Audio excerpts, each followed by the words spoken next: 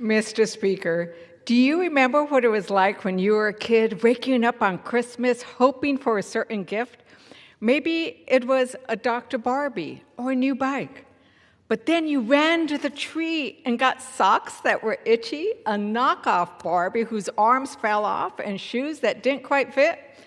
Americans know what they need for Christmas as they worry about how they're going to make Christmas affordable. How are they going to make it work? Their costs are skyrocketing. From the tariffs, increasing costs for toys, to grocery bills that are going up, and to those utility bills. It's hard to keep those Christmas lights on, given the rising costs of utilities. But nothing in the bills that we are considering today makes Americans' life more affordable or merry. Americans want us to extend the tax credits so their health care premiums don't go from $250 to $2,600 a month. They will for my constituents' family of 5. How is a parent supposed to buy Christmas gifts for their kids when they now need to spend an extra $2,000 a month for health insurance? Instead of lowering costs, what kinds of lumps of coal is Congress working on this week? We have a bill that rigs the energy system to make it more difficult to use clean energy. Wind and solar are the cheapest forms of new electricity. The studies prove it over and over, and they're good for the planet. But Republicans are defining energy to exclude renewables. If it saves you money and is good for the air you breathe, why wouldn't Congress want us to use more renewable energy?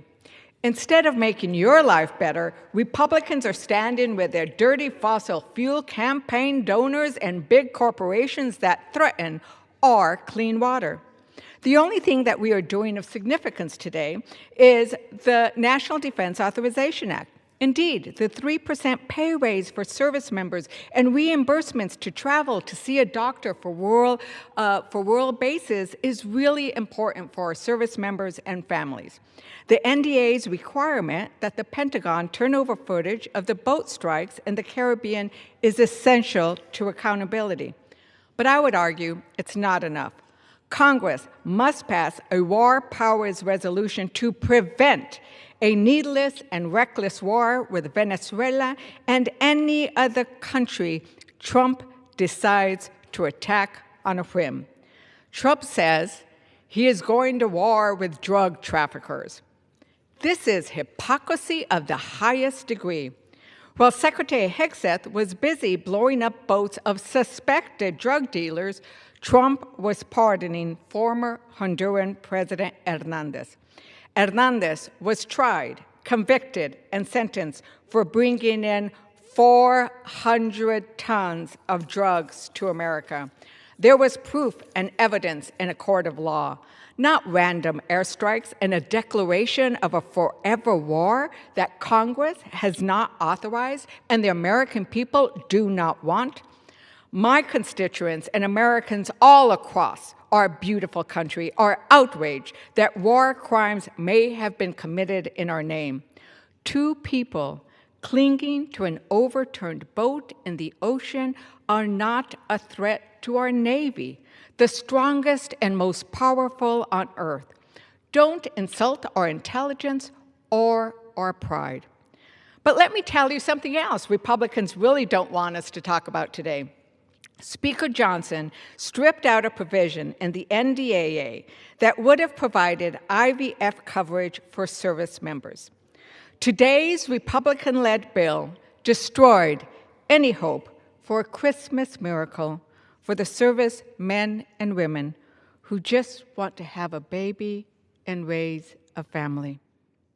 I urge my colleagues to reject this rule, and I reserve. Gentlelady reserves. Gentleman from Georgia. Thank you, Mr. Speaker. I now yield 3 minutes to my friend from South Carolina, Ms. Biggs. Gentlelady from South Carolina is recognized. Thank you, Mr. Speaker, and thank you to the gentleman from Georgia for yielding me time this afternoon. I rise in strong support of the rule and the fiscal year 26 National Defense Authorization Act.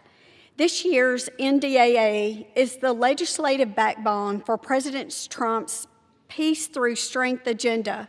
It delivers on the commitment to build the lethal fighting force necessary to deter our adversaries across every domain and contains provisions critical to both our domestic readiness and our global security. As both a member of Congress and a lieutenant colonel in the Air National Guard, I understand what it takes to keep our nation secure, and I'm proud to support key priorities in this bill that deliver on that mission. First, I secured a provision to protect the strategic rail corridor network, the backbone of how we move troops and equipment in times of crisis. My provision ensures critical rail lines are defended from cyber and physical threats, which strengthen our ability to respond when it matters most. Second, I advanced a reform to cut outdated red tape that slows down how we deliver critical defense equipment. My provision ensures regular reviews to clear those bottlenecks. Now we can modernize faster, we can strengthen our readiness, and we can keep this work in the hands of American workers. Mr. Speaker, from protecting our rail lines at home to ensuring our allies can rapidly acquire the weapons they need, to restoring the warrior ethos of dedication, resilience, and sacrifice, the NDAA is a win for our warfighters, our security, and for our hard-working Americans whose skills power our defense. I urge support for the rule and the underlying bill, and I yield back the remainder of my time. Mr. Speaker, I reserve. Gentleman from Georgia reserves. Gentlewoman from New Mexico. Mr. Speaker, I yield 2 minutes to the gentlewoman from Ohio and the Vice Chair of the Democratic Women's Caucus, Ms. Sykes. Gentlewoman's recognized. Thank you, Mr. Speaker. Today I rise in support of my proposed amendments to the National Defense Authorization Act for fiscal year 2026. Ohio's 13th congressional district has long been known as the rubber capital of the world, and both my amendments uphold that legacy by investing in American manufacturing to ensure this vital industry remains globally competitive and in the United States.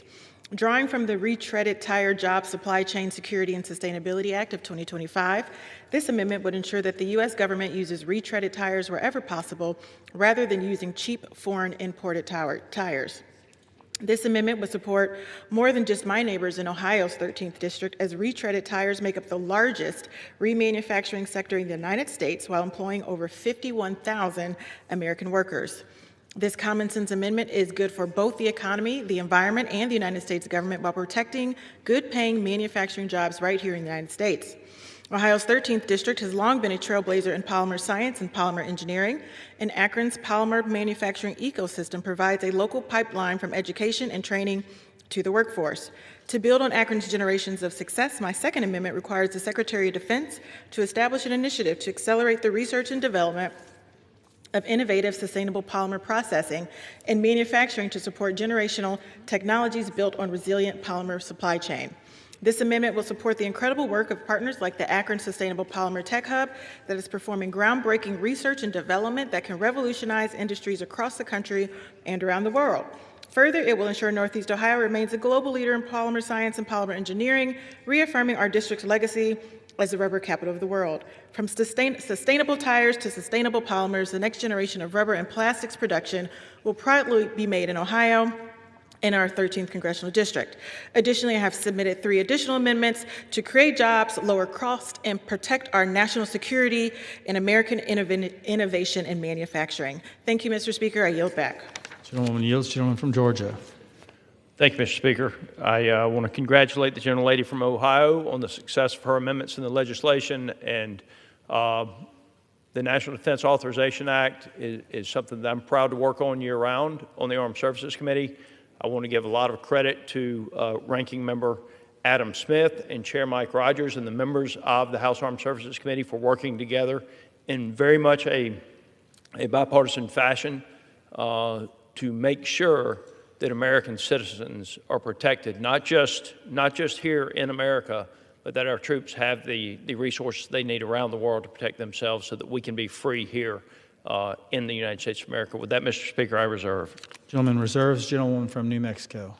Mr. Speaker, I also applaud the idea of innovation and research, and we should be doing the same in our military, but we should also be doing the same in every aspect of our economy. And that's why it is so disturbing that Republicans continue to want to look backwards rather than forwards with regards to our energy future. They refuse to engage and invest and celebrate the innovation that is going on with regards to renewable energy and how they are indeed the cheapest forms of energy. Mr. Speaker, I seek unanimous consent to enter into the record an article from June 17, 2025 in Scientific American titled, "Wind and Solar Energy Are Cheaper Than Electricity from Fossil Fuel Plants.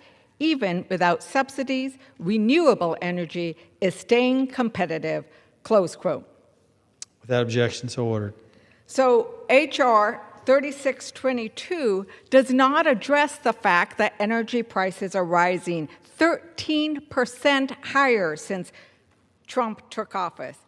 And Trump has called the affordability crisis a Democratic hoax.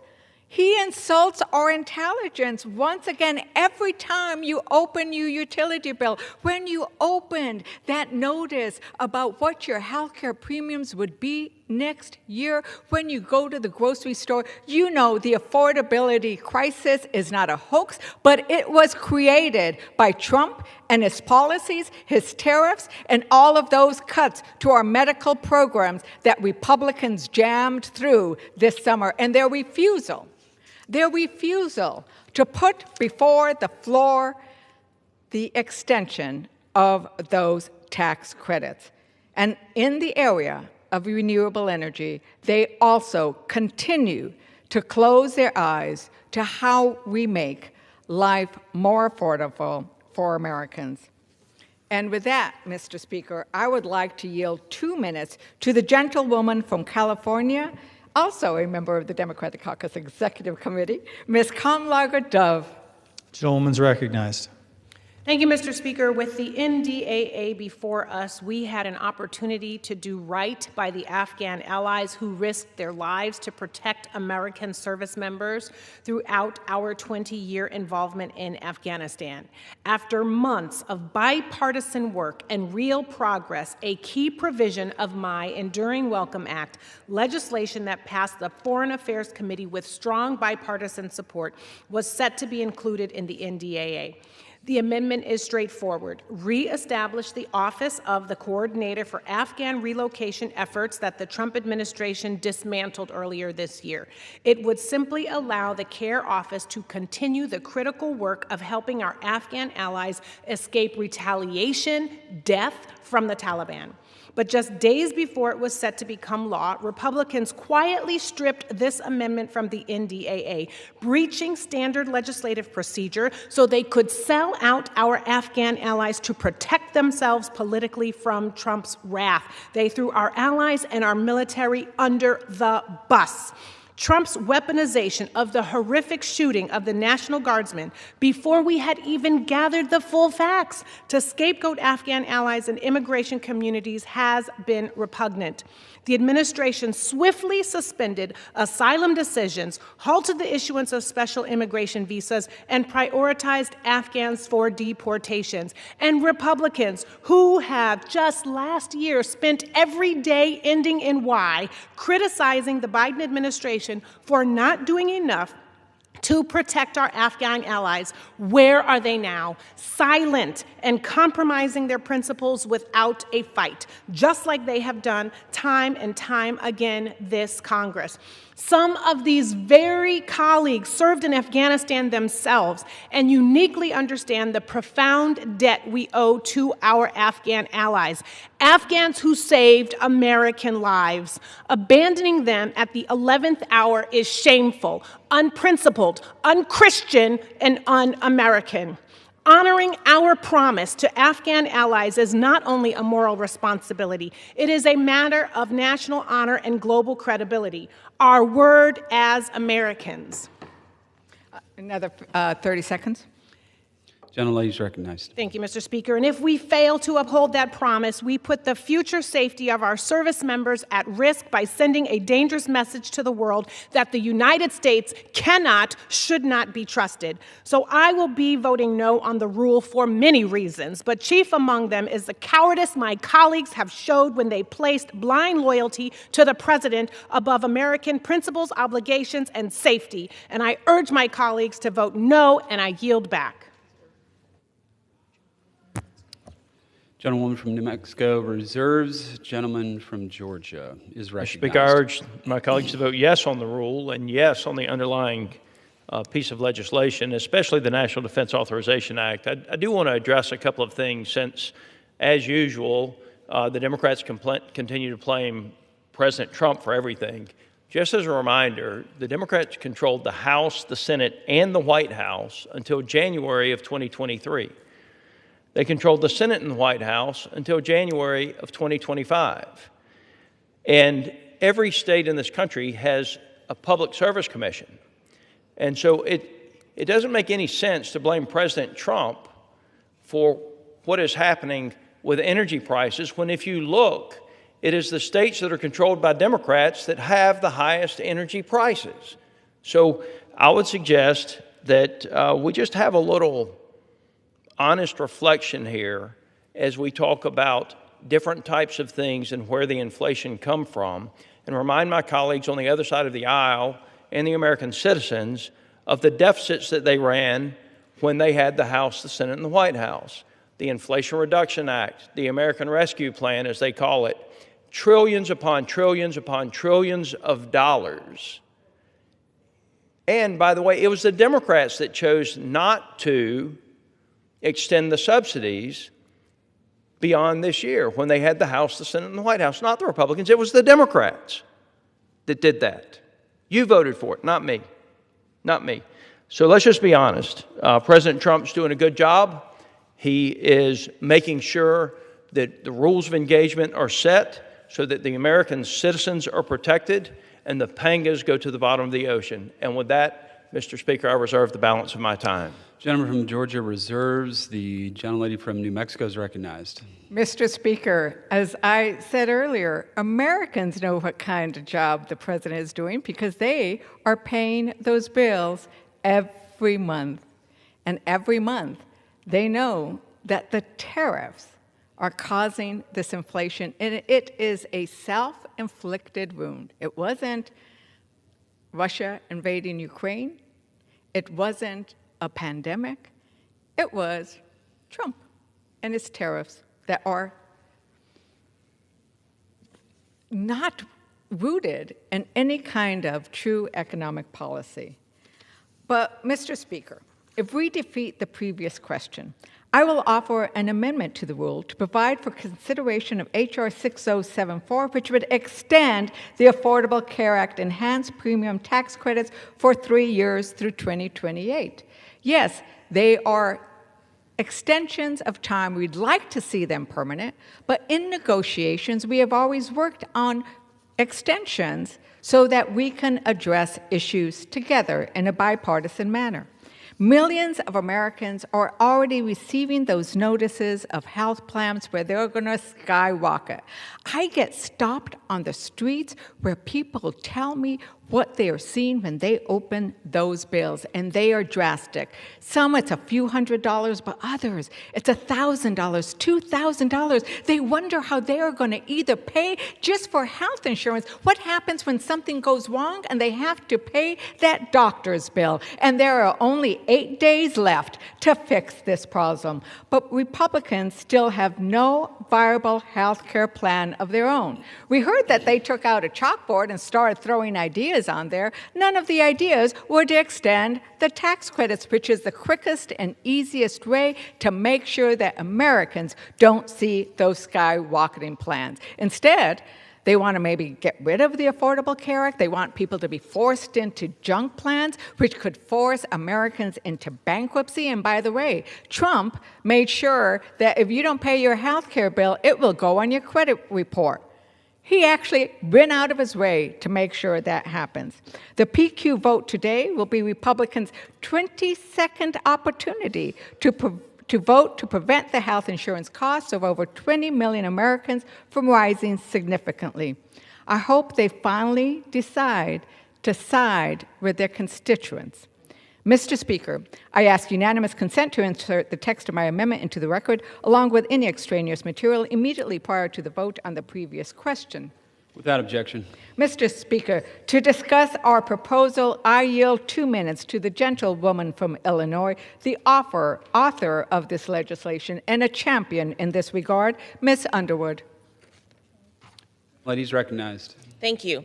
Mr. Speaker, I rise today because in just 3 weeks, the Affordable Care Act tax credits that help millions of Americans afford their premiums will expire. These tax credits have been a lifeline for families and small businesses across the country. They have allowed people to see their providers, to fill their prescriptions, and get the procedures that they need. These tax credits are enormously popular because they work. Our uninsured rate is lower than ever. That's why Democrats have been fighting for months to extend these successful tax credits and prevent health care costs from skyrocketing. Every House Democrat has signed onto a discharge petition to extend these tax credits for 3 years. And if we defeat the previous question, we can vote on that extension today. But if Republicans let these tax credits expire, premiums will soar, and health care will be out of reach for tens of millions of Americans. Families will be forced to go uninsured or make incredibly tough choices just to make ends meet. This is life or death for people. Health care should be a right for everyone, not an unaffordable luxury for the wealthy. I urge my Republican colleagues to vote no on the previous question and join us in extending these tax credits today. I yield back. Reserve. Gentlelady from New Mexico reserves. Gentleman from Georgia is recognized. Okay, first of all, if you're over 65, you're not eligible for the tax credit. If you or your spouse works for somebody that even offers health insurance, you're not eligible for the tax credit. People on CHIPS are not eligible for the tax credit. People on Medicaid are not eligible for the tax credit. And if you think that expanding this tax credit is going to fix the problem, let me just give you a couple of examples from my personal life. I'm covered under the Affordable Care Act today. Do you know what I do when I go to the pharmacy? I don't file it on my health insurance.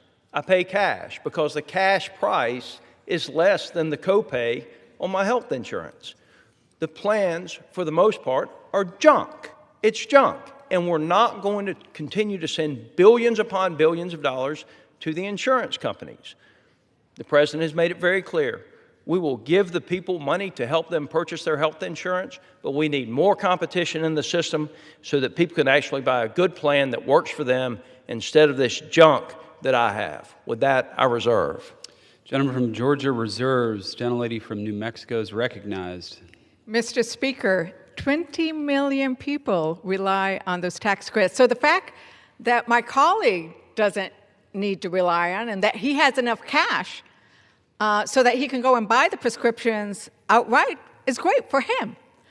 But what about those 20 million Americans, many in his district, who rely on the Affordable Care Act tax credits? And not only that, but Americans want us to do this work. If he were listening to the constituents in his district, and by the way, a lot of those Republicans aren't having town halls because their constituents are speaking out, 74% of Americans want us to extend those tax credits. And I think it's the easiest thing, the quickest thing.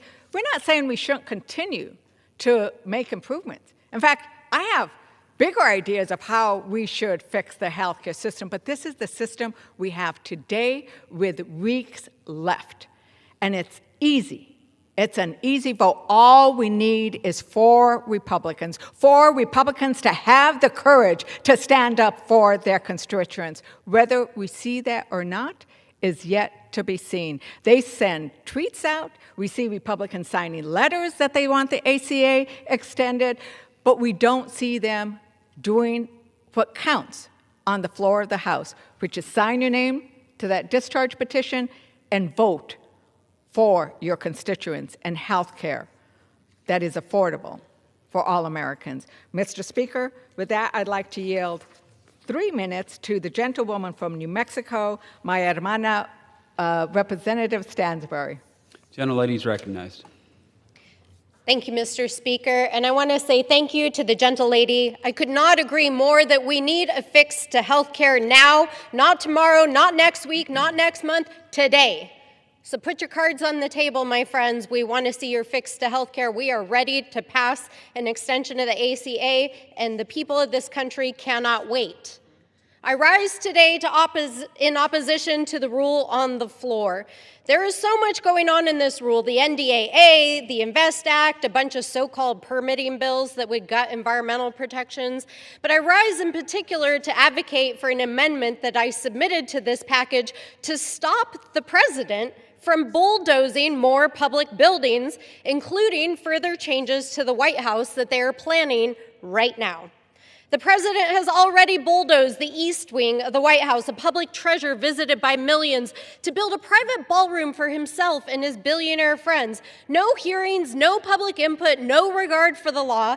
And now the White House is quietly soliciting bids to repaint another White House building and to demolish 4 more historic federal buildings here in Washington, D.C. They're shopping our shared heritage to the highest bidder, and yes, those bidders just happen to be some of the president's personal friends and campaign donors. This is corruption happening in broad daylight right in front of our eyes. And these federal properties belong to the American people, not to Trump's real estate empire. My amendment, which is based on a bill I will file in the coming days, is urgent. It stops the president and any federal official from unilaterally demolitioning, selling, remodeling, or giving away the buildings that we own as the American people. It restores enforcement and accountability that existing laws already provide, but this administration is ignoring, and increases the penalties to ensure accountability. My friends, the Supreme Court is on the verge of overturning 80 years of precedent, stripping away independent agencies of the power to say no to a president. When that happens, the guardrails will disappear. And so we want to stand here on the House floor and say to the executive branch in the people's house, you do not have this authority. You do not have it now. You did not have it then. And we will make sure that the law is clear. We are reaffirming the separation of powers before the Supreme Court attempts to dismantle it, and we cannot wait another day. We know the bulldozers are coming. And so I urge every member who believes in co-equal power on both sides of the aisle, vote yes to this amendment, stand up for the Constitution, stand up for our shared history, and stand up for the American people. I yield back. Gentlelady from New Mexico reserves. The gentleman from Georgia is recognized. Mr. Speaker, might I inquire how much time each side has left? Gentleman from Georgia has 16 and a half minutes remaining. How many? 16 and a half, and the lady from New Mexico has 10 minutes left. Okay. Thank you. I want to make sure my colleague understood what I said and meant when I said that when I go to the pharmacy, I pay cash instead of use my insurance card. The retail cost of the drug is less than the copay on the insurance. Now that's just the reality of the system that Americans are forced to live in. I thought I might share with you another bill that I kept where the total charge was $111. My copay, and as I said, I'm covered under the Affordable Care Act, my copay for that doctor's visit was $60. The insurance provider and adjustments were a total of $51. Of that, the insurance company paid $7.99 and just discounted the doctor's bill by $43.01. So again, on a $111 charge, I paid $60. The doctor got beat down by $43, and the insurance company paid $7.99. Let me just tell you, the Affordable Care Act needs to be replaced with something that actually works for the American citizens. I think the worst thing that has ever happened is when it obtained the name of Obamacare, because then it became about President Obama instead of about what the actual law and the flaws in the piece of legislation is. And let's just be clear, if we could fix it, we would. But giving more cash to the health insurance industry, who's already got record profits and record stock prices, is not going to reduce or the premium for the American citizens as a whole, or is it going to improve the quality of care? We have to get competition back into the market. And if it wasn't named Obamacare, we might have been able to fix it. We might have been able to fix it. But the Dems are so scared to do anything because they're primaries to change Obamacare. They're sure not going to give President Trump a vote to fix the mess that they made. They don't want him to get the credit for fixing the mess that they made, that they simply won't vote for anything that would actually work. And Mr. Speaker, I want to get back to some other issues. I want to get back to the National Defense Authorization Act. It's a dangerous time in the world right now. It's a dangerous time with all of the things happening in China, with all of the aggression of Russia, with all of the things happening in the Western Hemisphere. The National Defense Authorization Act is probably the most important piece of legislation that we pass on an annual basis in this country. We have two good leaders, Adam Smith and Mike Rogers, and we have a committee that has been able to work together in a bipartisan fashion to put this piece of legislation on the floor of the House of Representatives. It's time to pass this rule. It's time to pass this bill. As you've heard from some of my Democrat colleagues, they have amendments that they are very proud of in this legislation.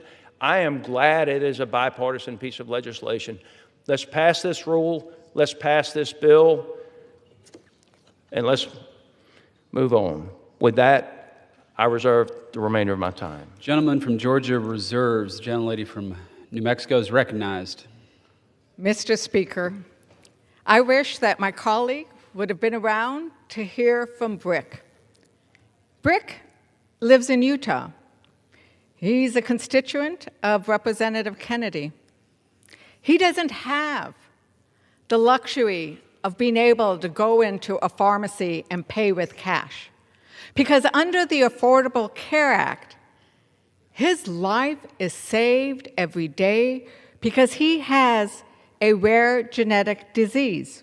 It would cost him $150,000 to pay for the infusions that he needs to receive on a regular monthly basis, or else he dies.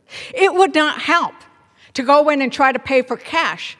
When you talk to the worker who I met with, her son needs transfusions, or else he would not be able to play as a regular kid because he would bleed to that, and she cannot afford that either. The Affordable Care Act,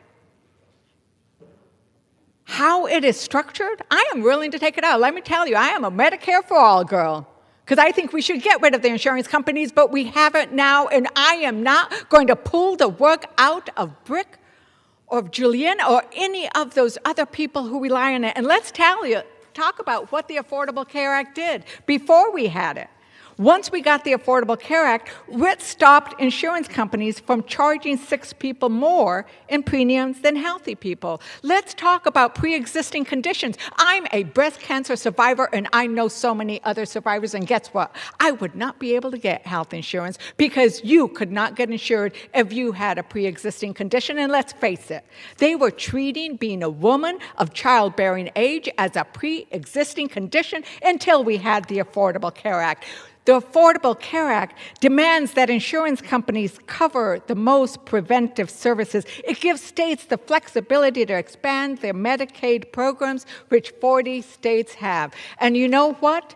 Americans want us to keep the Affordable Care Act right now, and they want us to extend those tax credits. And we should do that. And we should do that because the other thing it covers is IVF, right? I know that my colleague has a wonderful family who he loves. His daughter is participating in a cheerleading competition. And I truly appreciated, I need to tell you, Representative Scott, I appreciated your comments last night with regards to the IVF provision. Because it should not be the case that a provision that has been negotiated by both chambers, by the leadership of the committees of jurisdiction, is overturned merely because leadership, I think that means Speaker Johnson, decides to strip it. As we noted earlier, 13% of couples say they need fertility service to help them become pregnant or prevent a miscarriage. Mr. Speaker, I ask for unanimous consent to enter into the record the article, open quote, military families face unique barriers to fertility care, and new legislation aims to close the gap. Without objection. Mr. Speaker, that new legislation was just torpedoed by the Republican Speaker of the House. So what he did was eliminate the possibility of the joy that comes from bringing a new baby into this world. He dashed that hope. What kind of leader is Speaker Johnson when he ignores the Senate, his own members, his own rank and file, the committee chairs, to support his own limited view of what a family should be? And what about President Trump? He said he was the IVF president. I don't see any outrage from him about Speaker Johnson torpedoing Congress's work to benefit military families. In Congress and in the White House, making a statement on social media like Trump did about IVF is pointless if it isn't combined with legislation and votes. Republicans, Johnson's your leader. You have the power to push him on this. You have the power to give this gift of possibility to military families. Don't let him push you around. Our service members will give their lives for our country, but Speaker Johnson will deny them the possibility of a child. I reserve. Remind members to direct their comments to the chair. The gentlelady from New Mexico reserves. The gentleman from Georgia is recognized. Mr. Speaker, I'm thankful that we have a Speaker of the House with the character of Mike Johnson. He's a friend of mine. He's a very devoted individual in many, many ways, and I'm thankful that he is the Speaker of the House of Representatives. I might ask my colleague if she is prepared to close. I don't have any further speakers, Mr. Speaker, and so I reserve.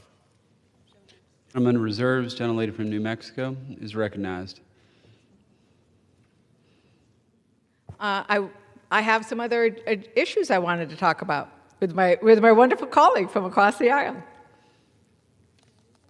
Gentlelady is recognized. Mr. Speaker, I want to go back to the issue of the forever wars that President Trump is leading us down into. You know, as I said in my opening, he says it's to combat drug trafficking. And I agree. We should be arresting and putting these drug dealers away for life. I don't like the president of Venezuela. He's an authoritarian. He's a dictator. He's the opposite of what democracy should be about. But let's face it, this isn't about drug dealing because Trump keeps pardoning convicted drug dealers. Mr. Speaker, I ask unanimous consent to enter into the record the December 8th, 2025 article titled, quote, Trump pardons major drug traffickers despite his anti-drug rhetoric. The president has granted clemency to about 100 people accused of drug-related crimes during his time in office, a post-analysis shows. Close quote. Without objection. Trump said he would lower costs for Americans on day one. Guess what he actually did on day one? He pardoned Silk Road founder Russ Ulbricht, who was convicted of creating the largest online black market for illegal drugs and other illicit goods. He pardoned Larry Hoover, who imported tons of illegal drugs in a major city, $100 million a year into that city. Trump is lying to the American people, and he thinks he can play war. War is not something you play with. We do not want another Afghanistan or Iraq where a Republican starts a war that lasts 20 years, costs trillions of dollars, and too many lives. But I ask, where is the Republican outrage about these pardons for drug traffickers who killed the people we love in our communities? I'm very glad, as I noted earlier, to see some oversight and calling for the release of the video. But we must be doing more. My Republican colleagues need to join Democrats in asserting that Congress, and Congress alone, has the authority to declare war. I reserve. Members are reminded to refrain from engaging in personalities toward the president. The gentlelady reserves. Gentleman from Georgia is recognized. Thank you, Mr. Speaker. I'd ask unanimous consent to submit for the record an article, it's a PBS article actually. Obama reveals how many civilians died in U.S. drone attacks under him. It states in here that various human rights groups suggest the range was as high as 1,100 killed by Barack Obama's drone strikes. With that, I reserve. Without objection. Gentleman reserves. Gentlelady from New Mexico is recognized. Mr. Speaker, I'm ready to close. Gentlewoman's recognized. Mr. Speaker, before, how much time do I have? Half minutes. Okay. Mr. Speaker, I have half a minute to speak, and we have 22 days to act where we need to pass those tax credit extensions. For months, we've been urging you to do it. Let's get it done. The bills that we are considering here today, some of them we've already passed last week. We should be doing the Americans' goals. We should be extending those tax credits. We should be doing it now. And I call on 4 Republicans to join us. Sign that discharge petition. Help us give Americans a healthy Christmas. With that, I yield back. Gentlelady yields back. Gentleman from Georgia is recognized. Mr. Speaker, I yield myself the balance of my time. Gentleman's recognized. I don't want to make sure. Was that your closing statement, ma'am? Okay. I think. Okay. Thank you. Mr. Speaker, I yield myself the balance of my time. Gentleman's recognized. Mr. Speaker, this week the House can advance 6 pieces of legislation under this rule. Senate 1071, the National Defense Authorization Act for fiscal year 2026, significantly improves the defense acquisition system. This bill implements the Peace Through Strength agenda and restores the lethality to our armed forces. It further secures America's borders and improves the quality of life of our service members. The fiscal year 26 NDAA reforms key programs and saves taxpayers' dollars, resulting in a ready, capable, and lethal fighting force. This legislation will deter China, defend Israel, and counter Russia, North Korea, Iran, and other foreign terrorist organizations. Finally, this bill strengthens our nuclear deterrence, supports the Golden Dome Initiative, and grows our nation's strategic space capabilities. This is a bipartisan, must-pass piece of legislation that all my colleagues should support. H.R. 3898, the Permit Act, contains targeted, balanced reforms to the permitting process under the Clean Water Act that will cut red tape, reduce project delays, and provide regulatory certainty. H.R. 3628, the State Planning for Reliability and Affordability Act, will require state utility regulators to ensure we have reliable, secure, baseload energy that keeps the lights on. H.R. 3638, the Electric Supply Chain Act, will direct the Department of Energy to ensure we are securing our electric supply chain. H.R. 3668, the Improving Interagency Coordination for Pipeline Reviews Act, aims to speed up the consideration of pipelines by promoting interagency coordination for reviewing certain authorizations for LNG facilities and natural gas pipelines under the Natural Gas Act. And H.R. 3383, the INVEST Act, which will strengthen public markets, produce more opportunities for investors, and expand access to capital for small businesses. The bills before us this week give this body the chance to provide for our defense, to make energy more affordable and reliable, and provide opportunities and access to capital. They are all worthy of support, and I urge my colleagues to join me in voting yes on the previous question and yes on the rule. Mr. Speaker, I yield back the balance of my time and move the previous question on the resolution. Gentleman yields back. The previous question is on the question is on ordering the previous question on the resolution. Those in favor say aye. Aye. Those opposed say no. In the opinion of the chair, the ayes have it. Mr. Speaker, I move for the ayes and nays. The yeas and nays are requested. Those favoring a vote by the yeas and nays will rise. A sufficient number having risen, the yeas and nays are ordered pursuant to Clause 8 of Rule 20. Further proceedings on this question will be postponed.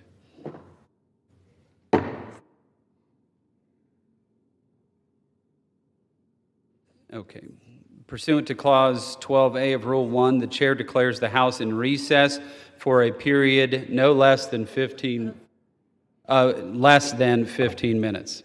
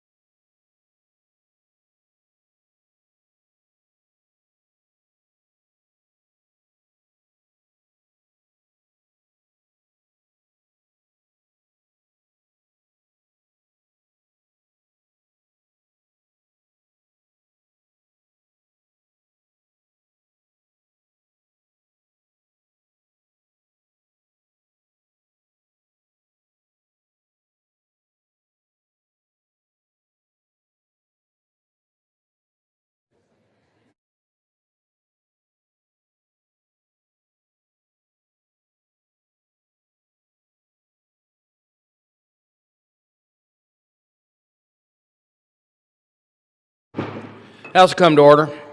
Proceedings will resume on questions previously postponed. Votes will be taken in the following order. Ordering the previous question on House Resolution 936, adoption of the House Resolution 936, if ordered, and the motion to suspend the rules and pass H.R. 3857, if ordered. The first electronic vote will be conducted as a 15-minute vote. Pursuant to Clause 9 of Rule 20, remaining electronic votes will be conducted as 5-minute votes. Pursuant to Clause 8 of Rule 20, the unfinished business is the voting on the order of the previous question of the House Resolution 936, on which the yeas and nays are ordered. The clerk will report the title of the resolution. House Calendar Number 49, House Resolution 936, Resolution providing for consideration of the bill, H.R. 3898, to amend the Federal Water Pollution Control Act to make targeted reforms with respect to waters of the United States and other matters and for other purposes. Providing for consideration of the bill, H.R. 3383, to amend the Investment Company Act of 1940 with respect to the authority of closed-end companies to reinvest in private funds. Providing for consideration of the bill, H.R. 3638, to direct the Secretary of Energy to prepare periodic assessments and submit reports on the supply chain for generation and transmission of electricity and for other purposes. Providing for consideration of the bill, H.R. 3628, to amend the Public Utility Regulatory Policies Act of 1978 to add a standard related to state consideration of reliable generation and for other purposes. Providing for consideration of the bill, H.R. 3668, to promote interagency coordination for reviewing certain authorizations under Section 3 of the National Gas Act and for other purposes. Providing for consideration of the bill, Senate 1071, to require the Secretary of Veterans Affairs to disinter the remains of Fernando V. Cota from Fort Sam Houston National Cemetery, Texas, and for other purposes and for other purposes. The question is on the ordering of the previous question. Members will record their votes with electronic device. This is a 15-minute vote.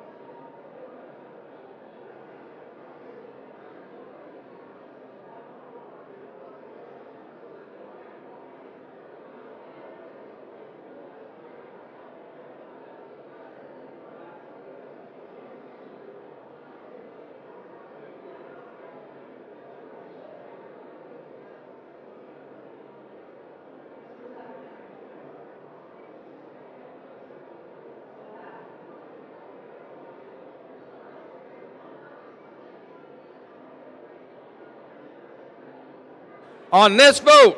The yeas are 216, the nays are 210. The previous question is ordered. The question is on adoption of the resolution. Those in favor say aye. Those opposed, no. In the opinion of the chair, the ayes have it. For what Speaker. purpose the gentlewoman from New Mexico seek recognition? Thank you, Mr. Speaker. Mr. Speaker, I request a recorded vote. A recorded vote is requested. Those favoring recorded vote will rise. A sufficient number having arisen, a recorded vote is ordered to pursuant Clause 8 of Rule 20. Further proceed.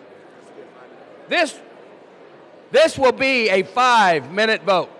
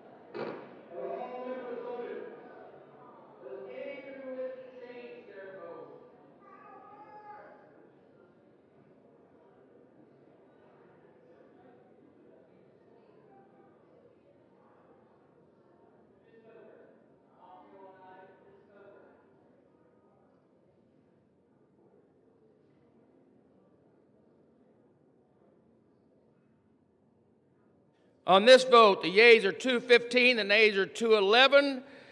The resolution is adopted, and without objection, the motion to reconsider is laid on the table.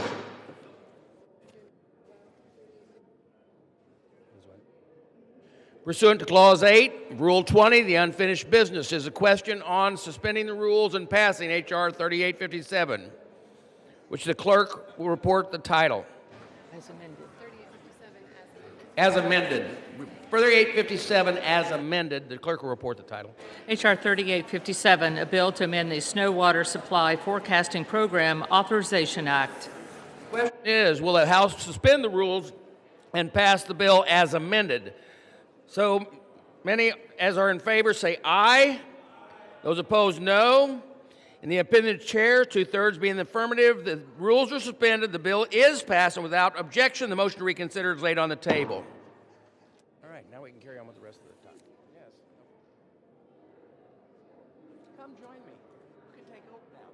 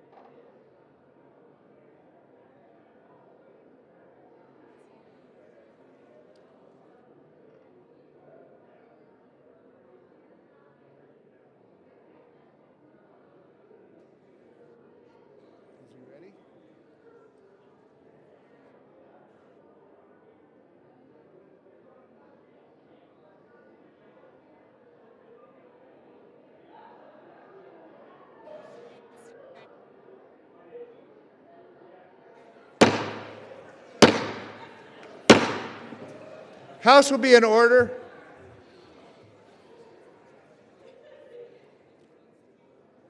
House will be in order. For what purpose does the gentleman from Alabama seek recognition?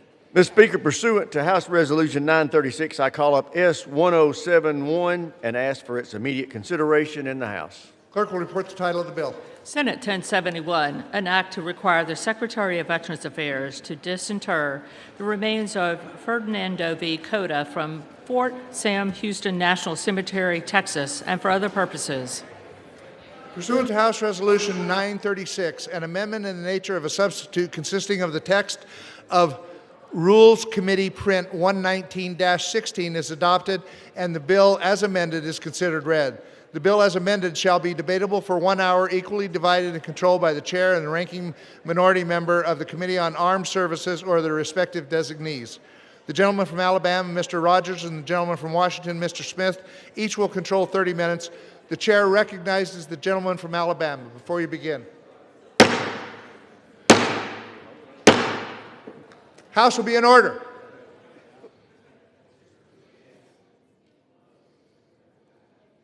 Gentleman from Alabama. Mr. Speaker, I ask unanimous consent that all members have 5 legislative days in which to revise and extend their remarks and insert extraneous material in S1071. Without objection.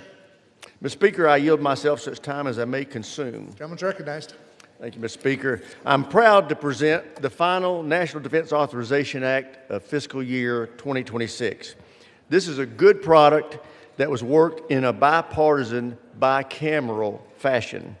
This year we focused a lot of our efforts on fixing the Pentagon's broken acquisition process, which is failing our warfighters.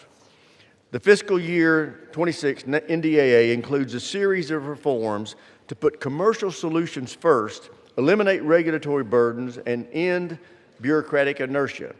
It also puts in place a system that will deliver capability to the warfighter at the speed and scale that we need. Fixing acquisitions will go a long way toward ensuring our warfighters are the most capable fighting force on the planet. Properly equipping our warfighters is critical, but so is ensuring we recruit and retain the best and brightest. Toward that end, the FY26 NDAA continues to make improvements in the quality of life of all of our service members. This bill supports the Trump administration's 3.8% pay raise for all service members.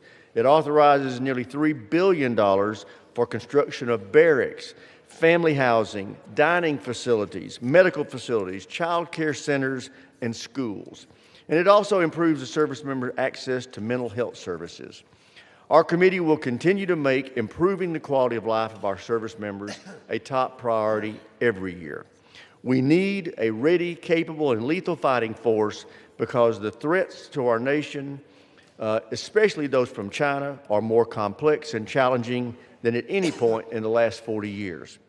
The FY26 NDAA counters the threat from China and ensures mission success in the Indo-Pacific. The bill includes a number of provisions to rid adversaries from our defense supply chain. It extends the Pacific Defense Initiative, enhances the U.S. posture in the region, and improves our ability to conduct military operations in the Pacific.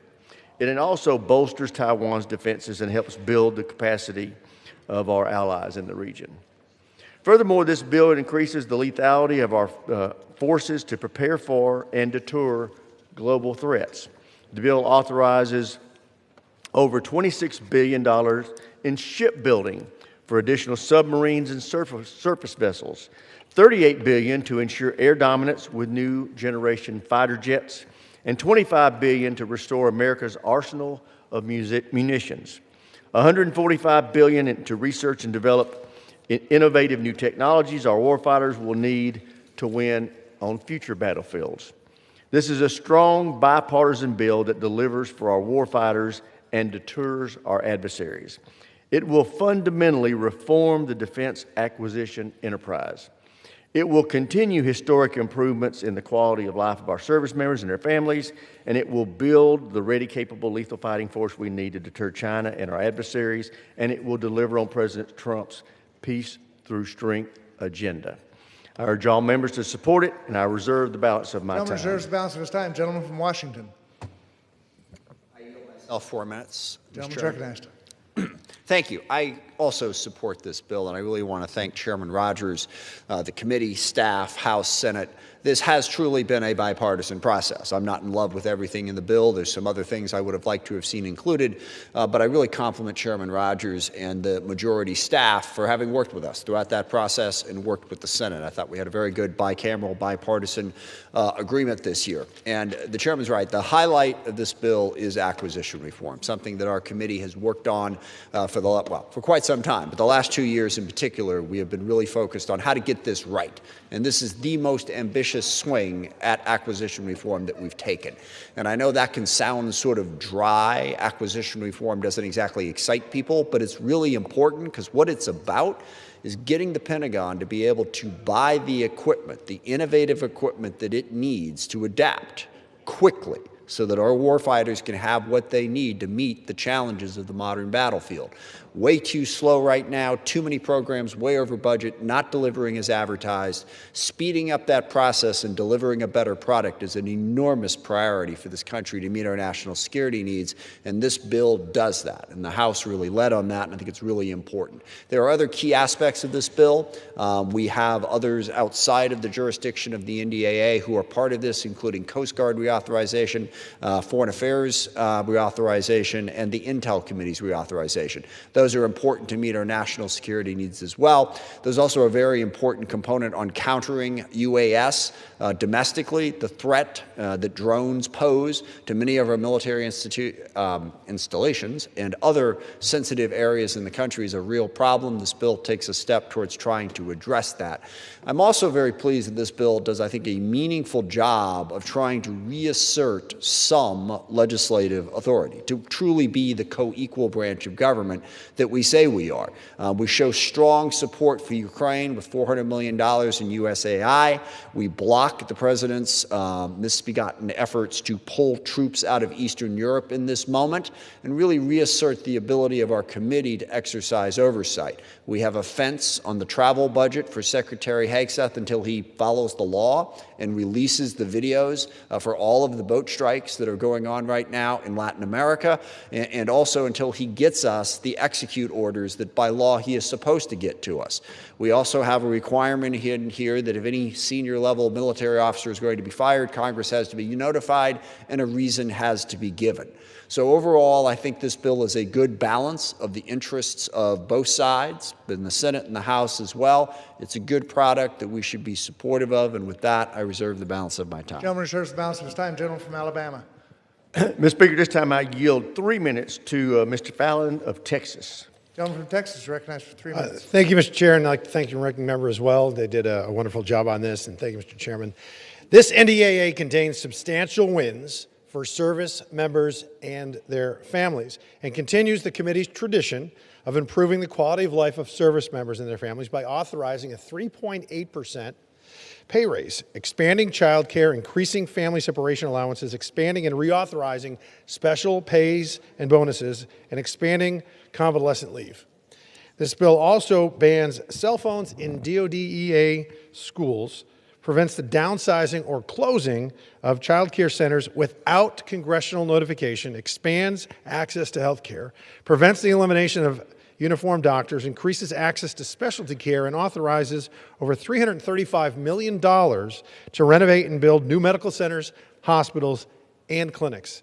And more importantly, this bill puts the final nail in the coffin of the Biden DOD's woke bureaucracy. The FY26 NDAA includes essential reforms that we all know are essential to refocus our military on warfighting and lethality by codifying the President's executive order, ending radical and wasteful government, diversity, equity, inclusion, better known as DEI, their programs and preferencing, eliminating statutory provisions relating to DEI in the Department of War, and requiring all command selections to be based, wait for it, on individual merit and demonstrative performance rather than race, ethnicity, or sex. Those categories would be immaterial.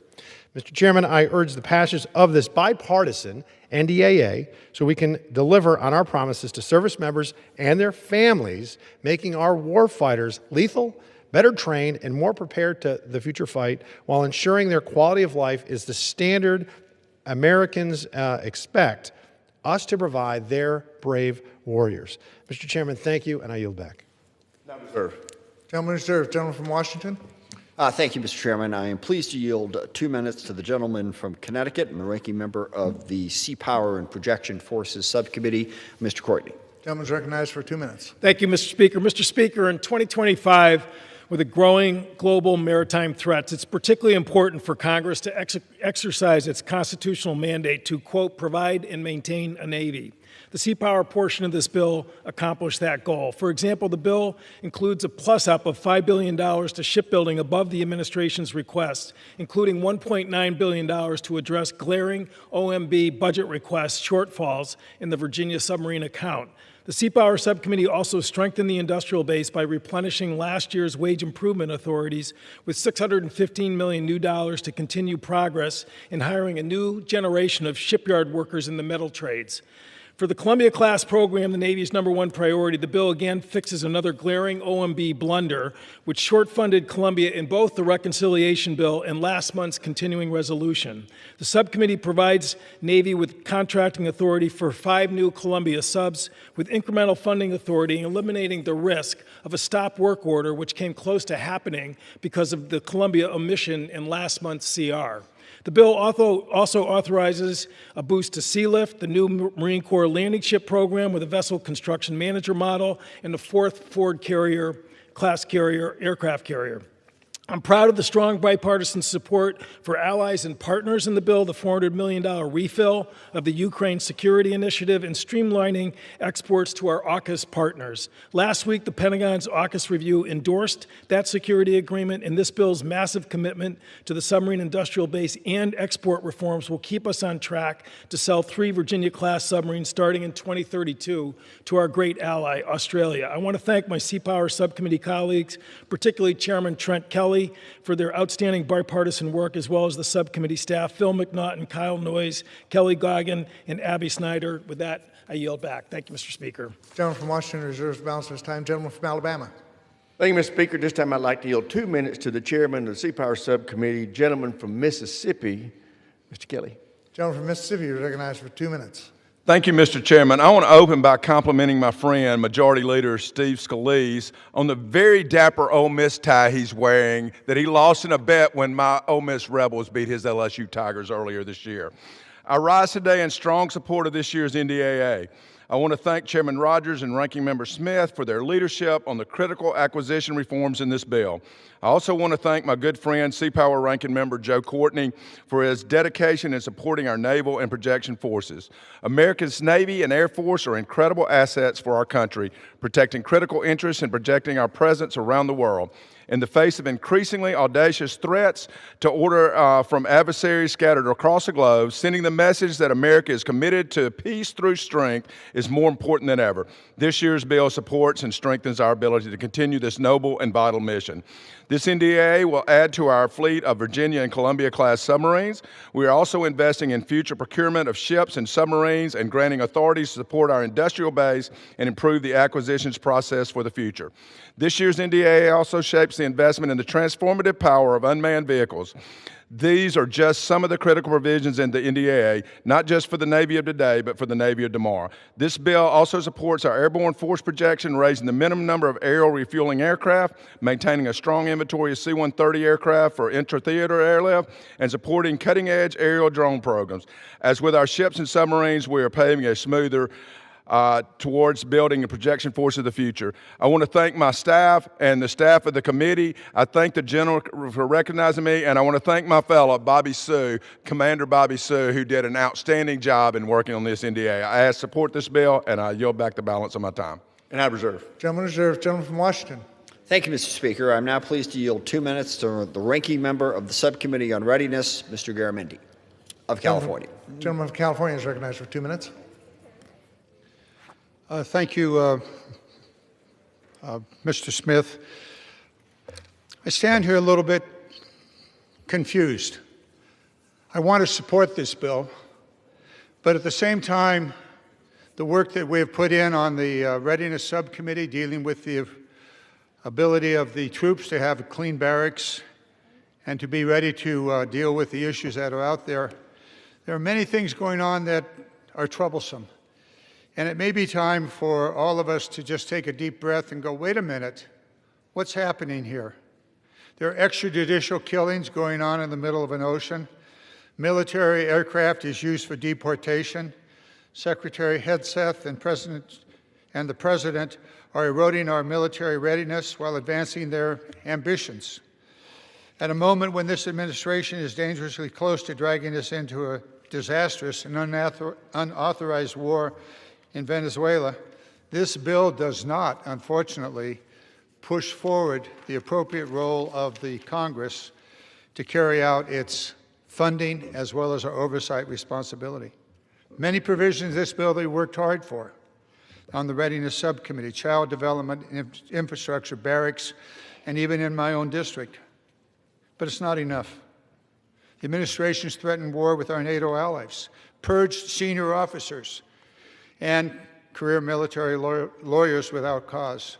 They deployed the National Guard into U.S. cities over the objections of local city leaders, entered into a conflict with Iran without congressional authorization, diverted resources from critical military needs to fund immigration enforcement. All of this, and I haven't even begun to talk about my favorite subject of the nuclear arsenal. And we can spend a lot of time on that. I'd like to vote for this bill, but I can't. I just can't. It's time for all of us to take a moment and say, wait a minute, we're the Congress of the United States. This bill, while it does many things, does not assert congressional authority as it should be. With that, I yield back. Gentleman from Alabama. Thank you, Mr. Speaker. This time I'd like to yield 2 minutes to the gentleman from Nebraska, Mr. Bacon. Gentleman from Nebraska is recognized for 2 minutes. Thank you, Mr. Speaker. I thank the chairman and the ranking member of this committee for their thoughtful leadership in navigating us towards passing this bill. I rise today in strong support of H.R. 3838, the streamlining procurement for effective execution, delivery, and National Defense Authorization Act for fiscal year 2026. This NDAA emphasizes ensuring the lethality of the U.S. Armed Services by reforming the acquisition process to deliver innovative equipment to the warfighter at speed and scale. It does so by accelerating the requirements process to reduce decision timelines from 3 years to 3 months, by making other transaction authorities more easily available for prototyping, and by cutting red tape through eliminating duplicative costs reporting requirements. As the chairman of the Subcommittee on Cyber, Info Technologies, and Innovation, we have worked tirelessly to deliver the best and most cutting-edge technology to our service members. To that end, this bill authorizes $142.6 billion for research, development, testing, and evaluation to field essential technologies like hypersonics, AI, and autonomous vehicles to win the wars of tomorrow. China has a cyber force that is 10 times that of the United States. China and Russia are attacking our networks every day. The threat in the cyberspace domain is real, and this legislation reflects that reality and takes essential steps to address it. I want to thank the outstanding subcommittee staff that made this possible. Sarah Moxley, Karen Curley, Andrew Smith, Brooke Allred, Maria Giredo, and Michael Herman and Wendell White. Specifically, this NDA helps small businesses by fast-tracking promising technologies, establishing a pilot program to test and procure technologies that bolster operational capabilities, incentivizing the consideration of commercial off-the-shelf products prior to entering expensive contracts, and authorizing the Defense Innovation Unit to develop regional outreach centers. The FY26 NDA is a strong bill that prioritizes our national security through common sense, acquisition reform, and innovation at scale. I encourage my colleagues to support this bill, and I yield back the balance of my time. Now reserved. Gentleman reserves. Gentleman from Washington. Thank you, Mr. Speaker. I'm now pleased to yield 2 minutes to the ranking member of the House Subcommittee on Tactical Air and Land Forces, Mr. Norcross of New Jersey. Gentleman from New Jersey is recognized for 2 minutes. Thank you, Ranking Member Smith, and to Chairman Rogers for 60-plus years working on this piece of legislation and those before us to make sure we get it done on behalf of America. So that long, proud tradition of bipartisan work by our subcommittee on Tactical Air and Land Forces, with special thanks to my chairman, Chairman Whitman, and his staff, that we all work together and have a commitment to make sure we get this done. Mr. Speaker, this bill addresses affordability and achievability of the current and future modernization requirements while continuing the oversight necessary to ensure reasonable execution of these programs that include all our tactical aircraft programs, the intelligence, surveillance, and reconnaissance aircraft, tactical munitions. This bill also includes a subcommittee multi-year effort to manage the largest acquisition program in the history of the Department of Defense. Yes, that's the F-35 Joint Strike Fighter program. This year, the bill extends by 5 years the annual Government Accountability Report on the F-35. We have done many things for the F-35 oversight in the past 2 years, and very proud of the way we're bringing it back to where it needs to be. As we continue to wage war against so many of those who will do our country harm, the one good thing we can say is we work together. And finally, we want to thank those subcommittee professional staff for their hard work, including Jay Valerio, Michael Curlin, Heath Boat, Caroline, Brooke, Andrew, and certainly to my own personal staff, Assistant Robin Dickey, Defense Fellow Brian Lee, and certain Sam. As we finish up this is going to be an incredibly important vote for the history of our country. I want to thank all those involved. I yield back. Gentleman yields back. Gentleman from Washington reserves the balance of his time. Gentleman from Alabama. Thank you, Mr. Speaker. This time I'd like to yield 2.5 minutes to the chairman of the Strategic Forces Subcommittee, Mr. Desjardins of Tennessee. Thank you, Chairman Rogers. 2.5 minutes. Thank you, Chairman Rogers, Ranking Member Smith, and Ranking Member Seth Moulton on Strat Forces. I rise today in support of the compromise bill for fiscal year 2026 National Defense Authorization Act. This bill continues the fundamental reforms to defense acquisition that started in our committee and supports a fighting force that will stand against those who threaten the United States of America. As the chair of the Subcommittee on Strategic Forces, I'm proud the compromise product builds on the subcommittee's work to enhance our national security space capabilities, strengthen our nuclear forces, and expand our missile defense, all critical elements of our national security. First and foremost, this bill supports the continued modernization of our nation's nuclear triad, our nuclear command and control systems, and the scientific capabilities that maintain our nuclear stockpile. We also establish a new rapid capabilities program within the National Nuclear Security Administration to enhance our ability to respond to growing nuclear threats from China and Russia. Our adversaries, China in particular, continue to rapidly develop and deploy new nuclear weapons, while U.S. nuclear capabilities can take over a decade to design, develop, and produce. This bill will apply innovative and rapid acquisition approaches to keep pace with the dynamic threat environment and ensure our nation continues to field a nuclear deterrent that is second to none. For the defense of this homeland, the bill supports development of the Golden Dome system to achieve President Trump's bold vision. It also includes multi-year procurement authority and additional resources to expand production of critical missile defense interceptors. In space, we push to sustain the growth and development of Space Force Guardians. We must ensure we have the highly skilled and technically proficient acquisition cadre capable of bringing online the next generation of systems necessary to fight and win in space. As we develop those space systems, we're going to need both better trained acquisition guardians and more of them. The Joint Force will be looking to these professionals to deliver significant portions of the Golden Dome architecture. This bill helps them do that. We also ensure that the national security launch enterprise is led by one individual that has the authority to make decisions and make trades to support the warfighter. This bill revitalizes the defense industrial base and American manufacturing, supports a well-deserved pay raise for our service members, creates more lethal and agile force to counter our adversaries, and secures our nation's borders, all while saving taxpayers over $20 billion through cutting inefficient programs and government bureaucracy. This is a compromise bill that meets the moment and the need to support our warfighters and protect our nation. I applaud the work for this committee and bring forth a strong bipartisan bill. I encourage all my colleagues to vote yes, and I yield back the remainder of my time to the chairman. And I reserve. Gentleman reserved. Gentleman from Washington. Thank you, Mr. Speaker. I'm pleased to yield 2 minutes to the ranking member of the House Subcommittee on Cyber Information Technologies and Innovation, Mr. Khanna of California. Gentleman from California is recognized for 2 minutes. Thank you, Ranking Member Smith. Mr. Speaker, as our country wastes trillions of dollars in wars overseas, the American people are frustrated and saying, why is it that we're doing that while China, with its Silken Belt Initiative, is building its industrial base? They want us investing not in wars overseas, they want us investing in manufacturing here at home, in healthcare here at home, in childcare here at home. And as we debate this bill, President Trump is announcing that he has seized an oil tanker off the coast of Venezuela. People voted for President Trump because he was going to end the endless wars. This Congress must stand up against another war in Venezuela like we had in Iraq or Afghanistan or Libya. The American people do not want a regime change war in Venezuela.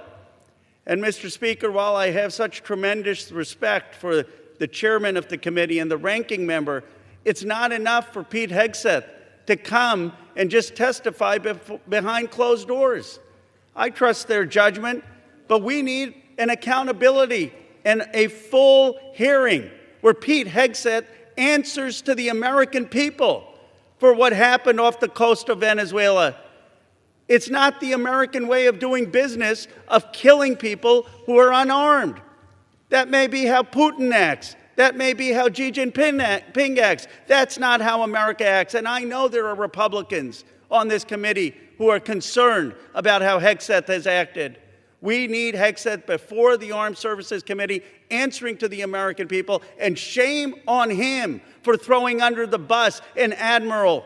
The admiral has far more honor than Pete Hegseth has. We need him to give answers to the American people. Mr. Speaker, I urge this committee and Congress to listen to the American people and stop getting us into endless wars. Gentleman from Washington reserves. Gentleman from Alabama.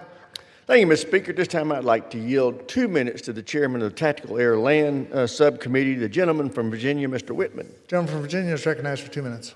Well, thank you, Mr. Speaker. I rise today in strong support of S1071, the National Defense Authorization Act for fiscal year 2026.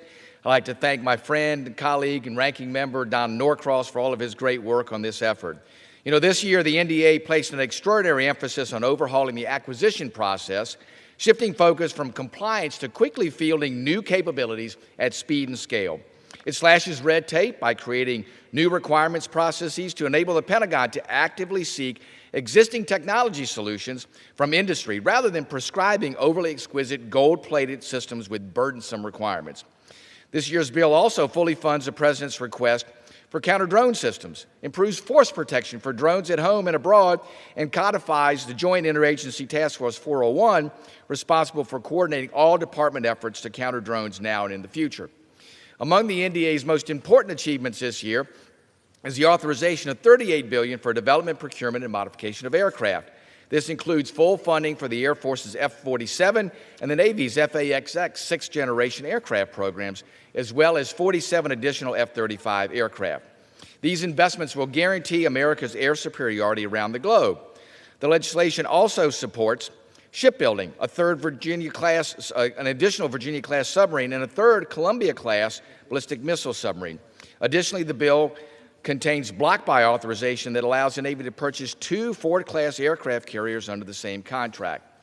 This bill is a product of a long and thoughtful deliberative process aimed at rapidly arming our American warfighters with the most innovative and productive technology available.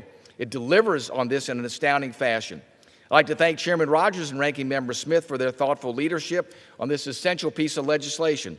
I'd also like to thank my subcommittee staff, Michael Curlin, Heath Pope, Caroline Curley, Brooke Allred, and Andrew Smith, and also in my office, my lead military legislative assistant, Andrew Maloney, in the Department of War, United States Marine Corps, Captain Alex Feldman. And I urge my colleagues to support this year's NDAA, and I yield back the balance of my time. And I reserve. Gentleman reserved. Gentleman from Washington. Thank you, Mr. Speaker. I'm pleased to yield 2 minutes to the ranking member of the HASC Subcommittee on Military Personnel, Ms. Houlihan of Pennsylvania. Gentlewoman from Pennsylvania is recognized for 2 minutes. Thank you, Mr. Speaker. The bill before us is a bipartisan compromise that continues our work to improve the quality of life of our service members and their families. And I want to thank the chair and ranking member for working so diligently to bring this forward. At the heart of our national security are the people whose courage, skill, and integrity make every mission possible, and this legislation recognizes their value. With a 3.8% pay raise, an increase in the family separation allowance, and other provisions that will help ease the financial pressures of military families. It also extends a child care in your home pilot through 2029 and requires annual reviews of child care fee assistance. We also included protections I championed for Department of Defense civilian workforce, barring arbitrary layoffs for DoDEA teachers and child care staff, and shielding public shipyard employees from reductions in force and hiring freezes. I'm very grateful that this bill moves forward a reform that I've worked on for years, authorizing automatic selective service registration for eligible men, making the system more fair and efficient. And I'm especially proud that this legislation codifies the women's initiatives teams across all services. Women serve and they lead in every domain of our military, and we cannot let Secretary Hegseth sideline them. Making WITS permanent ensures that each branch can continue to identify the barriers and remove those barriers to women's recruitment, retention, and health and safety. I do all this and support this bill despite my extreme lack of confidence in this Pentagon's leadership. But I always must support the men and women who wear this uniform. Our service members and their families make extraordinary sacrifices for our nation, and now, especially now, we must fulfill our commitments to them. With my remaining time, I would also like, with very much respect to the ranking member and chairman, to echo Mr. Khanna in imploring a full committee hearing for HASC with Secretary Hegseth and a full committee hearing for the Intel Committee with the DNI, Tulsi Gabbard, because we absolutely, collectively, all must have the oversight and the understanding of what's going on in Venezuela and the attacks in the open Caribbean. Thank you very much for the opportunity to serve, and I yield back. Gentleman from Washington reserves. Gentleman from Alabama. Thank you, Mr. Speaker. At this time, I'd like to yield 2 minutes to the chairman of the Readiness Subcommittee, the gentleman from Michigan, General Bergman. Gentleman from Michigan recognized for 2 minutes. Thank you. I want to thank the chairman for yielding. I am impressed with our nation's will to face down potential aggressors. From protecting the shipping lanes in the Red Sea to using sea power to protect our allies, to securing our nation's borders, and finally to projecting power to strike a nuclear-ready Iran, our military continues to be up to the task. Our service members should be commended on their professionalism and commitment, but we have much more to do to better prepare. The National Defense Authorization Act for fiscal year 2026 continues to press needed reform to make our military more lethal and ready. Accelerating the acquisition cycle, slaying a bloated military construction process, delivering environmental stewardship to communities impacted by PFAS, and providing quality housing for our service members, this bill is essential to keeping trust with our service members and their families. And this bill is laser-focused on the future to ensure our forces have the training, maintenance, and equipment to deliver a credible future deterrent that prevents any would-be aggressors. Undoubtedly, this bill is worthy of your support. Before I conclude, I want to thank Chairman Rogers and Ranking Member Smith for their steadfast support and leadership in delivering this bill. Our national security is stronger when we work across the aisle and deliver common sense outcomes for our nation. I urge all members to vote yes. I yield back the balance of my time. And I reserve. Gentleman reserves. Gentleman from Washington. Thank you, Mr. Speaker. I am now pleased to yield 1 minute to the Vice Ranking Member of the Armed Services Committee, Mr. Davis of North Carolina. Gentleman from North Carolina is recognized for 1 minute. Thank you so much, Mr. Chair, Mr. Speaker, and to the Chair and the Ranking Member, thank you for your work, your leadership that's got us here today. To the Ranking Member, also thank you for yielding time. I stand in strong support of the 2026 NDAA. It's an essential piece of legislation that underscores our commitment to ensuring that we uphold safety and security of the American people. The 2026 NDAA is a reflection of many of our priorities. When we talk about priorities, especially in Eastern North Carolina, I visited our Child Development Center, and we see in here part of the funds that's going to help Seymour Johnson Air Force Base, as well as when I think about the work that's needed at Cherry Point, there's specific efforts that just helps this community through the Flight Line Utilities Modernization Project. But let me say, what really is important is when we talk about affordability, to see this pay raise for the men and women who are serving us well, 3.8%. This is going to help them at the checkout counter. So I stand in full support. I yield back. Gentleman from Washington reserves. Gentleman from Alabama. Thank you, Mr. Speaker. At this time, I'd like to yield 2 minutes to the chairman of the Intelligence and Special Operations Subcommittee, the gentleman from Texas, Mr. Jackson. Gentleman's recognized for 2 minutes.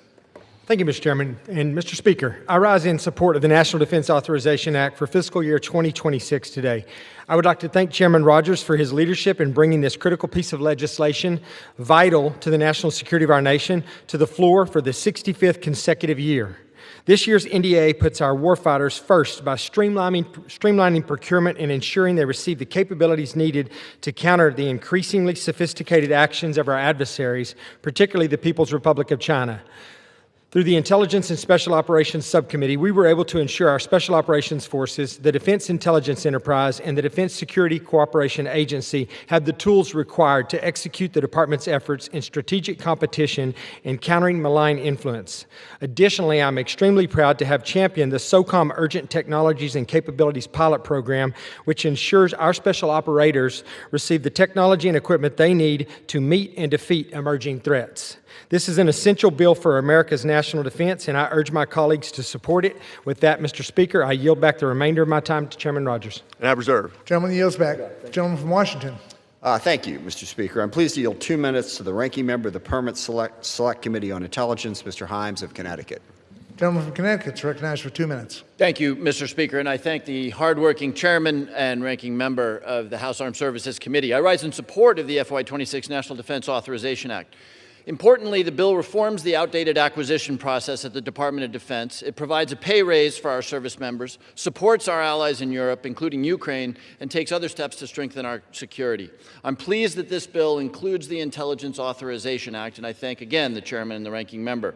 I want to thank Chairman Crawford and all members and staff of the House Intelligence Committee who contributed to this important legislation. In both the unclassified text and the classified annex, the bill enhances congressional oversight of the intelligence community to ensure they conduct their work effectively, efficiently, and within the bounds of law. Among other provisions, it increases oversight of the FBI terrorist watch listing process, requires the NSA to notify Congress of significant changes in its collection posture, and improves our visibility in counter-narcotics-related operations. It requires each IC element to designate a senior official to oversee work on biotechnology issues, an emerging priority. It also extends the requirement that there be an IC coordinator to ensure accountability for Russian atrocities and adds Russia's forcible transfer of Ukrainian children to the list of matters under the coordinator's purview. It requires each IC agency to develop metrics for the adoption of critical emerging technology. Finally, it provides a narrowly tailored authority to CIA to protect its domestic facilities from unmanned drones, a gap in the law that we have been seeking to close for more than 5 years. Once again, I appreciate the strong bipartisan efforts on the IAA as well as the NDAA, and I'm pleased to support the final product and yield back. Gentleman from Washington reserves the balance of his time. Gentleman from Alabama. Thank you, Mr. Speaker. At this time, I'd like to yield 3 minutes to the chairman of the Transportation and Infrastructure Committee, the gentleman from Missouri, Mr. Graves. Gentleman from Missouri is recognized for 3 minutes. Thank you, Mr. Speaker. I rise today in support of S-1071, the National Defense Authorization Act of 2025, which includes the Coast Guard Authorization of 2025, which is bipartisan legislation to authorize appropriations for the Coast Guard for fiscal years 2026 and 2027. This bill will allow the Coast Guard to continue its vital mission of defending our maritime borders, saving lives at sea, and ensuring safe and reliable maritime commerce. The measure also builds upon the historic $25 billion investment the Coast Guard received in reconciliation, providing necessary oversight and much-needed support for the service's ongoing efforts to capitalize its cutter and air assets and shoreline facilities and its IT capabilities. As the Coast Guard faces increased demand for its services, the bill authorizes service to grow to 55,000 active duty members by 2027 and supports the training, assets, and programs necessary to attract, retain, and advance the personnel needed to carry out the Coast Guard's missions. To that end, the bill ensures the morale, well-being, and safety of our Coast Guard personnel, which are provided from the day that they enter boot camp to the day that they retire. In line with President Trump's efforts to rebuild America's maritime capability, this bill strengthens America's maritime base, including provisions that streamline the merchant mariner credentialing process and laying the groundwork for responsible deployment of new technologies at sea. Through this legislation, the United States Coast Guard will possess the assets and personnel it needs to execute its safety, enforcement, and national security missions. Finally, I want to thank the committee's ranking member, Rick Larson, Coast Guard and Maritime Transportation Committee Subcommittee Chairman Mike Ezell, and Ranking Member Salud Carbajal for their hard work on this legislation. Mr. Speaker, I'd urge my colleagues to support S-1071 with I yield back to Chairman Rogers the remaining amount of my time. And I reserve. Gentleman reserved. Gentleman from Washington. Thank you, Mr. Speaker. I'm now pleased to yield 1 minute to a member of the House Armed Services Committee, Ms. Jacobs of California. Gentlewoman from California is recognized for 1 minute. Thank you. I rise today to share a story from Lydia, an Army wife who desperately wants IVF coverage. Speaker Johnson, I hope you're listening because you just stole her dreams to build a family by removing my bipartisan and bicameral provision from this year's NDAA. Here's what Lydia said, and I'm quoting, "The very job that injured my husband and caused his infertility, his service to his country, also denies him the medical treatment he needs to become a parent. IVF isn't a luxury for us, it's the only medical path we have to conceive, and TRICARE completely ignores that reality.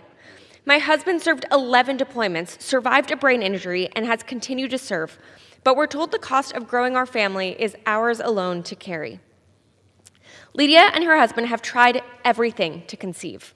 They've already done 9 rounds of IUI, and since they can't afford IVF out of pocket, they've considered leaving the military and even divorcing to get coverage in another state. Speaker Johnson is forcing this reality on Lydia and many more military families by refusing IVF coverage. And it's especially hypocritical when his own staff has access to this care. This is one of the reasons why I will vote no on the final NDAA, but this fight isn't over. I yield back. Gentleman from Washington reserves. Gentleman from Alabama. Thank you, Mr. Speaker. At this time, I'd like to yield 1 minute to a great member of the Armed Services Committee, Mr. Moylan of Guam. Gentleman's recognized for 1 minute.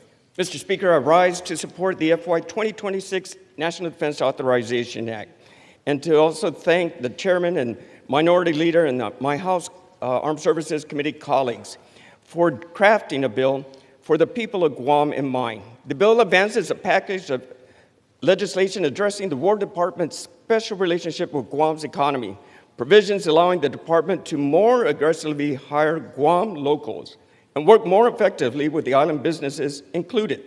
Bill also generates over $1 billion of economic activity for Guam and makes good on the Pentagon's responsibility to invest in the island's infrastructure. In addition to the pro-affordability policies, the NDAA addresses my constituents' environmental concerns and keeps Guam in a position to lead the way for the nation as Golden Dome is built out. I yield back. Gentleman yields back. Gentleman reserves. Gentleman from Washington. Thank you, Mr. Speaker. I'm pleased to yield 1 minute to a member of the House Armed Services Committee, Ms. Elfreth of Maryland. Gentleman from Maryland is recognized for 1 minute. Thank you, Mr. Speaker. I want to first start by thanking Chairman Rogers and Ranking Member Smith for their leadership.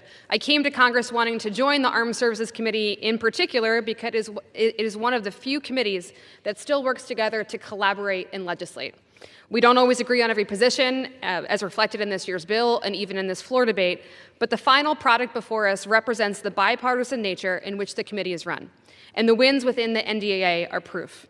It represents the work that my friend on the other side of the aisle, Representative Schmidt, and I collaboratively put into improving availability and accessibility of health care for veterans at DoD facilities, including the world-renowned Walter Reed National Military Medical Center in my state of Maryland. The bill also means the United States Naval Academy and all military academies will be better equipped to brace for the impacts of extreme weather and sea level rise, and I worked on that with Mr. Whitman.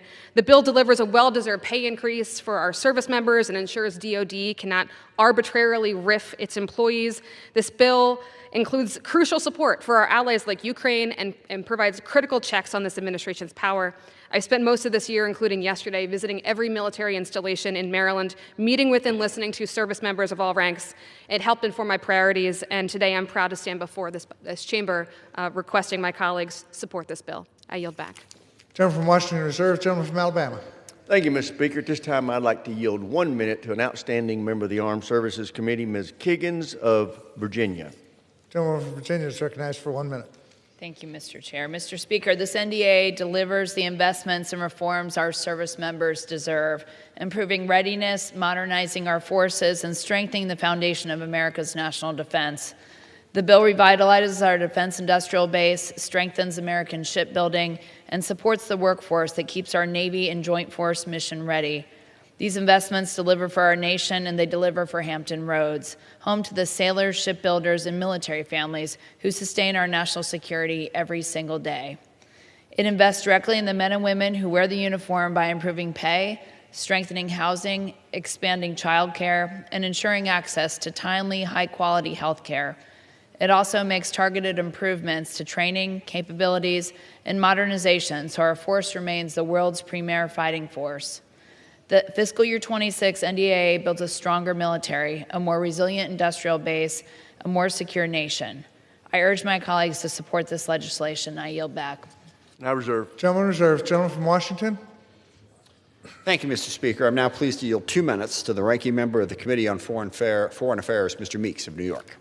Gentleman is recognized for 2 minutes. Thank you, Mr. Chairman. I want to first thank Chairman Rogers and Ranking Member Smith in the manner of which they work together in a bipartisan way. It is an example of what has taken place here for almost 60 years, where we come together for this legislation. I will just throw it in, though. I would love the day when the state authorization bill stands on its own and we wouldn't have to put it. So I look for and long for that day.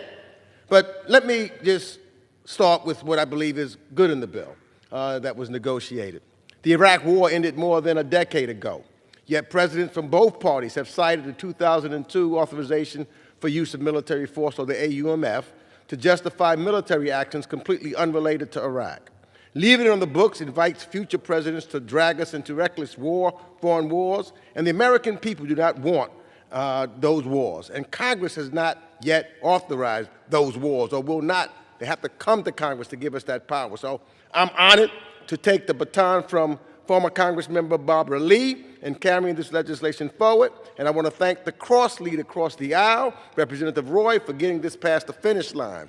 This bill also includes legislation like the Haiti Criminal Collusion Transparency Act, which would curb the flow of illegal arms and fueling Haiti's crises and hold accountable those that elites enabling it. They will be put into check. It restores the State Department's Office of Haitian Affairs, in a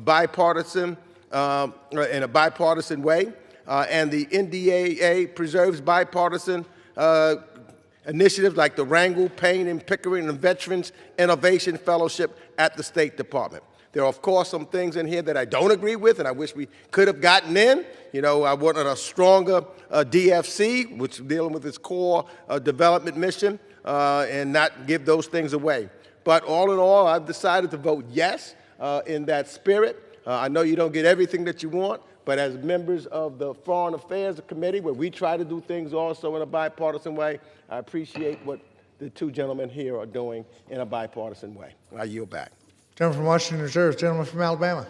Thank you, Mr. Speaker. At this time, I'd like to yield 3 minutes to the chairman of the Foreign Affairs Committee, Mr. Mast of Florida. Thank you, Chairman. Gentleman from Florida is recognized for 3 minutes. Thank you, Chairman. Mr. Speaker, I rise also today in full support of the Defense Authorization Act. This bill delivers exactly what America has needed: bombs and bullets from America for America. But it also does something very important to me as chairman of the Foreign Affairs Committee. It rebuilds American foreign policy. What does it do on that front? The NDAA, it reauthorizes 3 parts of the State Department's biggest branches: political affairs, management, and public affairs. Now, in the past, less than 15% of the State Department has been authorized. This takes that number to about 40%, and we're ready to do more work on that front as we move into the next year. This NDAA, it also modernizes the Development Finance Corporation so that America, not China, can set the pace for global investment. It expands our loan program from $60 billion to $205 billion. That is a really big deal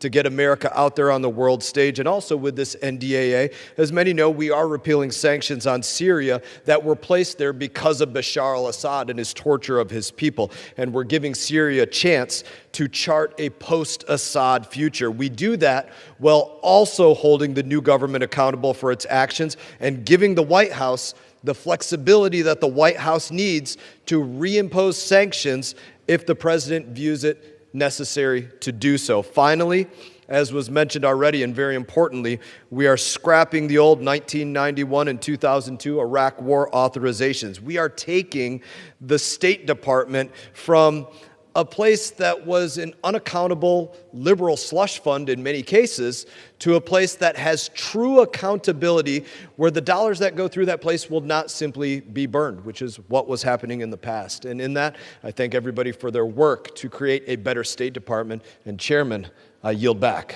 Thank you, and I reserve. Gentleman reserves, gentleman from Washington. Thank you, Mr. Speaker. I'm now pleased to yield 1 minute to the gentlewoman from New Mexico, Ms. Stansbury. Gentlewoman from New Mexico is recognized for 1 minute.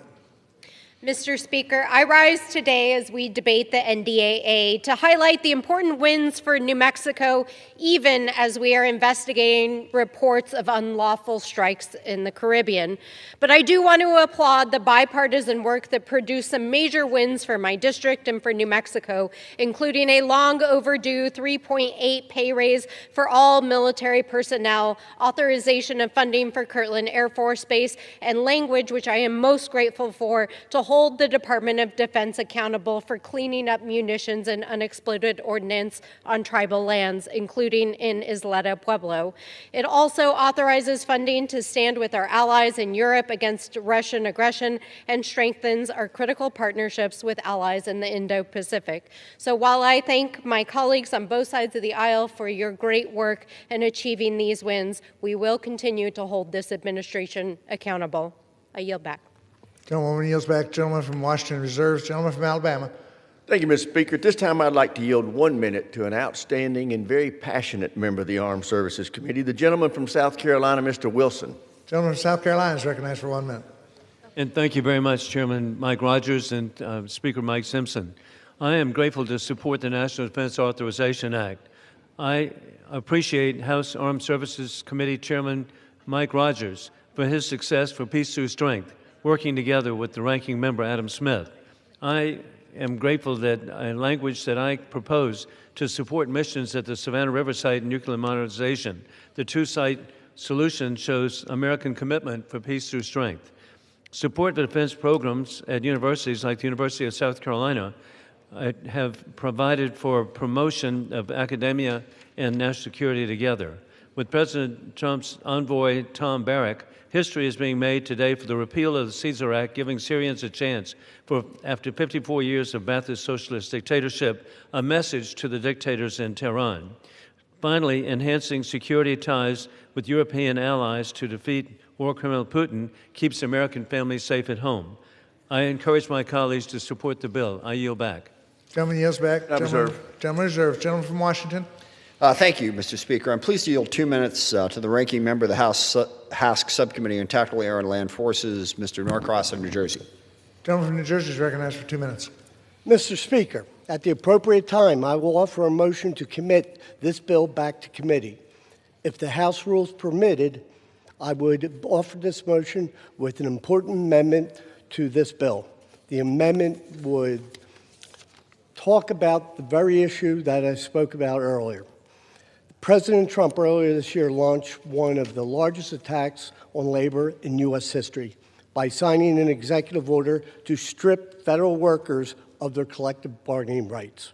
For more than 60 years, federal agencies under both Democrat and Republican administrations have recognized these rights, the rights that give workers a voice in the workplace. The one thing that Trump went and said is that we're trying to keep the Department of Defense from striking workers.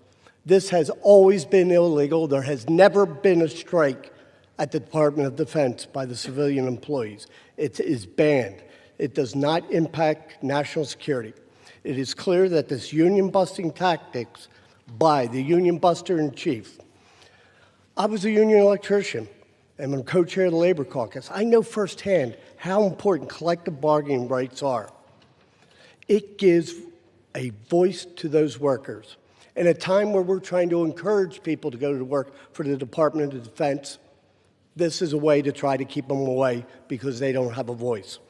It's key to securing fair wages, a safe workplace, and dignity on the job. That executive order, over 1 million federal employees were impacted by this, including the Department of Defense. Unions, the collective bargaining agreement, were created by a vote of the workers. By a vote. They voted overwhelmingly. President Trump's executive order seeks to silence those workers by overriding this sacred vote. It really brings a new meaning to when President Trump says, "Stop the steal." So, I ask unanimous consent to insert into the record the text of this amendment, and I ask my colleagues please join me in voting for this motion to commit. Without objection. I yield back.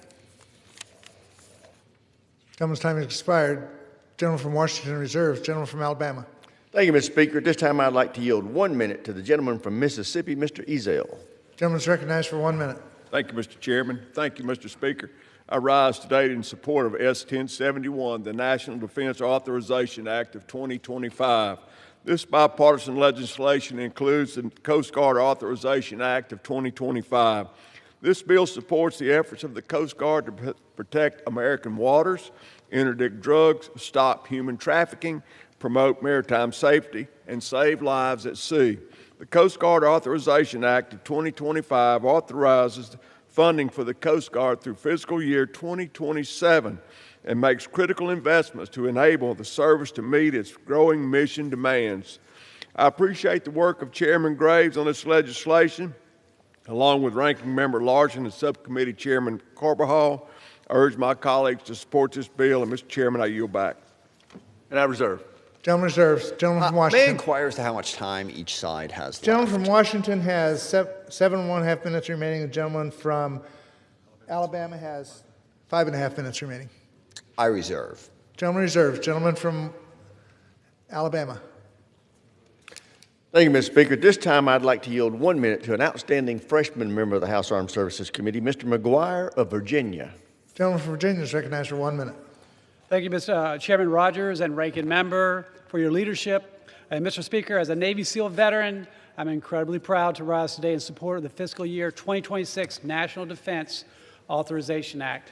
This transformative piece of legislation delivers on the peace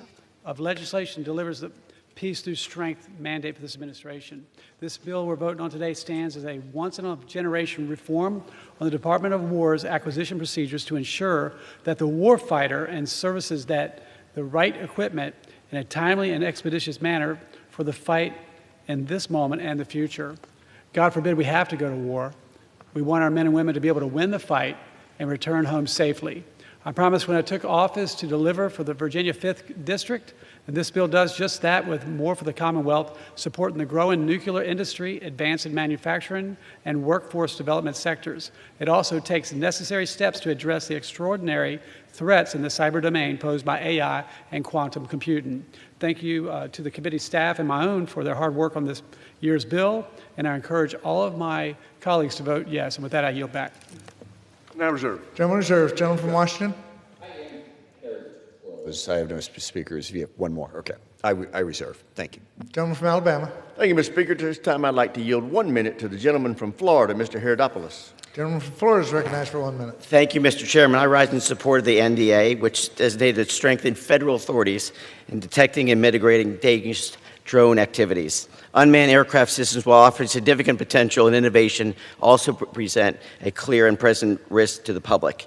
This issue is especially urgent in Florida, which is the home to some of the busiest seaports in America. Drone attacks from a major seaport would pose serious threat to our national security, and I appreciate the good work done in the bill, and I yield back. Gentleman yields back the balance of his time. And I reserve. Gentleman reserves. Gentleman from Washington. Thank you, Mr. Speaker. I yield myself the balance of our time. And the first thing I want to do, we have mentioned repeatedly acquisition reform, which is such a huge part of this bill, such a major undertaking, and it took a long time. We did a lot of meetings with a lot of different defense contractors, think tanks, former people at the Pentagon, to really get an understanding of exactly what's going on so that we could fix it. And fix it means moving faster, getting more innovative technologies more quickly. But there are two people. The staff on the House Armed Services Committee is outstanding. Collectively, I thank all of them. I cannot possibly name all of them, but I really do want to name Phil McNaughton and Lynn Williams, who are the two members of the staff who worked on acquisition reform, worked on all those nitty-gritty details that are very difficult to understand to help us produce such a great product. So I want to publicly thank both of them for their incredible work on this issue.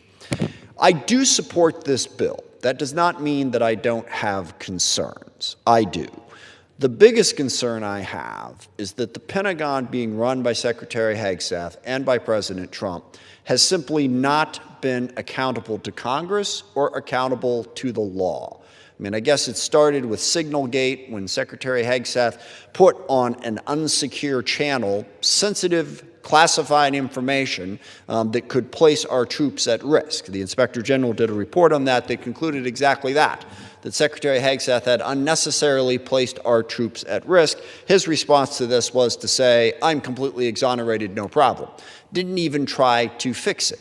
And also, this Pentagon, unlike any Secretary of Defense that I've dealt with, simply has not given Congress the information we are supposed to receive and given us the ability to do the level of oversight that we're supposed to do. Now, in this bill, I mentioned there are things that try to force that forward, and I think that's a positive step. It's not enough. To begin with, it is in the law that you are supposed to transmit execute orders when the White House tells the Pentagon what it wants to do to Congress. It's in the law. Within 30 days, you have to do that. It's not really complicated. It's not a big deal. They just don't do it. And we've been asking over and over again. The lack of respect for the law out of this Pentagon is a huge problem. And let's start with actually one other fact. It is the Department of Defense. It is not the Department of War. The law is very clear on that point. We passed a law that called it the Department of Defense. Now, if you want to call it the Department of War, I think that's a god-awful idea for a whole bunch of different reasons. But okay, come back to Congress, let's do it. They didn't do that. They just changed it because the law doesn't matter to them. And that has implications. It causes problems. We are supposed to do our oversight for a reason. And some of those problems are bore out in a variety of different ways. We have the National Guard engaged in domestic law enforcement all across this country. They're not trained for that. They're not supposed to be doing it. It's a violation of the Posse Comitatus law, and it's bad policy. But it also means that the National Guard can't do the job that we're actually paying them to do, which is to train service members to be ready for the fight. They don't have any training dollars. I met with the TAG, the Adjutant General for the state of Washington, but they told me they're not able to train because all that money is going to have our National Guards members stay in hotel rooms all around Washington, D.C., Memphis, Los Angeles, New Orleans. And that is something that shouldn't be happening, and we should have greater accountability. I'm also concerned about this whole issue of merit. You know, we've heard that we have to get rid of DEI because it undercuts merit. And yet we have generals, inspector generals, judge advocate generals being fired all over the Pentagon without explanation. Many of them clearly highly qualified people. C.Q. Brown, who was chairman of the Joint Chiefs of Staff, General Houck, who was the head of the Cyber Command and NSA Combined Command. Very talented people. Was that based on merit? There's no merit involved in that. That's about loyalty to Donald Trump. Laura Loomer shows up in the White House and says, I don't like this guy, and he's out.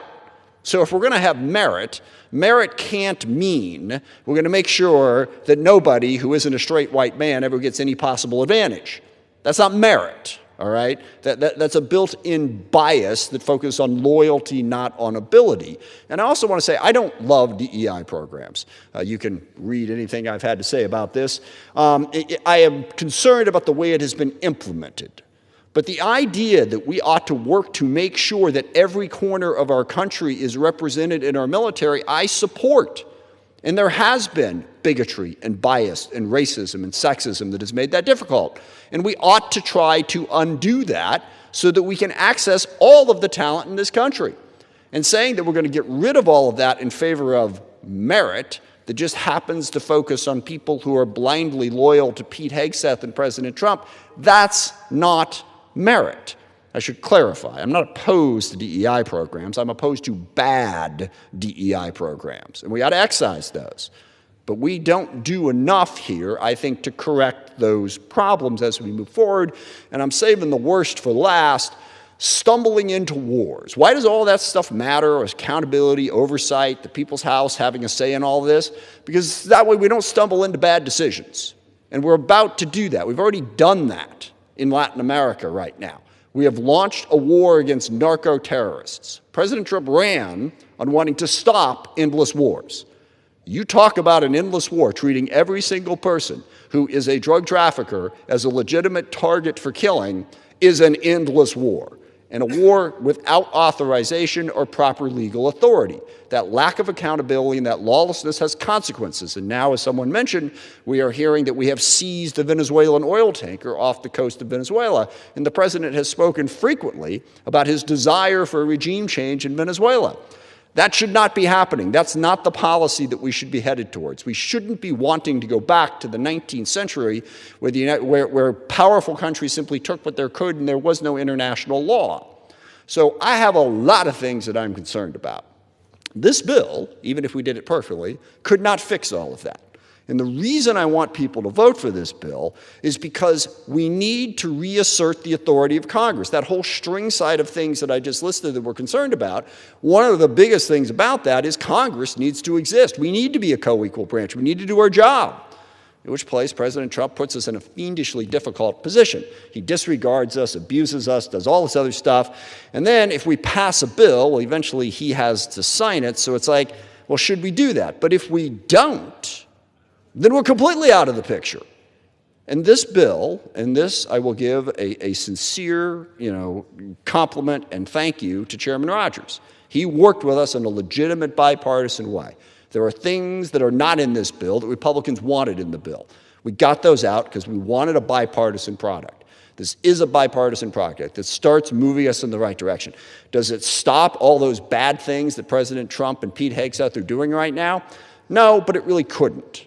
It's a step in the right direction towards reasserting the authority of Congress, which is but one step along a very long road, I will grant you, to try to get some restraint on the lack of transparency, the unaccountability, and the problems that are coming out of this White House and this Department of Defense that is creating all of these problems. So I hope we'll vote for this bill, and I hope we will continue working to do more oversight of the Pentagon going forward. And with that, I yield back. Thank you. Gentleman yields. Gentleman from Alabama is recognized. Thank you, Mr. Speaker. First, I want to take a minute to thank the ranking member. As anybody who's listened to this debate can just tell, he is a very bright, very thoughtful, articulate fella. And I'm very fortunate that he's my partner in running the Armed Services Committee. I also want to thank Chairman Roger Wicker, the Senate Armed Services Committee, and Ranking Member Jack Reed. They also are very passionate, thoughtful, bipartisan members of Congress. And this product that we bring before the House today is a result of this bipartisan, bicameral effort. And for those of us who have been around here a long time, we used to see more of this. We don't now. And so it's refreshing to see this kind of effort, this kind of product come to the floor in these more recent years of toxicity in this town and in this chamber. But that toxicity is not reflected in this product. I also want to thank our staff for their outstanding work. This is literally a cumulative product of 11 months of a lot of hard staff work. The House Legislative Council, the CBO, and the parliamentarians staff here. Leadership staff, as we saw just before this came to the floor. There's been a lot of people pulling hard to get this done, but it's resulted in this product. And a lot of folks don't think about this, but this authorization bill is a massive piece of legislation, not just including what's riding along with it today from other committees, but in and of itself, it authorizes over half of all discretionary spending. This is a big deal. But it also has been done for 64 consecutive years.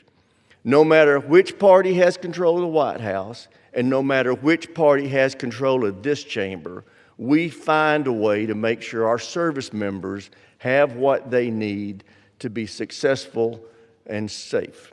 So I'm very proud of this committee. I'm very proud of this product. I'm proud of the partnership that we have had with the other party, and it is an important bill. I urge our members to be supportive of it and to vote yes. And with that, Mr. Chairman, I yield back, or Mr. Speaker, I yield back the balance of my time. Gentleman yields.